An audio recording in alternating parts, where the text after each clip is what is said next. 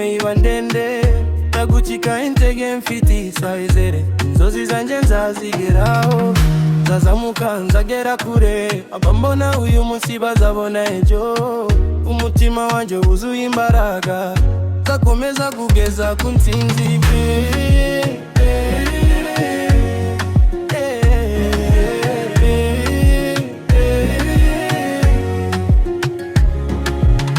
Abavuga binshi sinzabatinya, zamarange uturemera, Imana imbere y'akazi kenshi, igicange kizagera.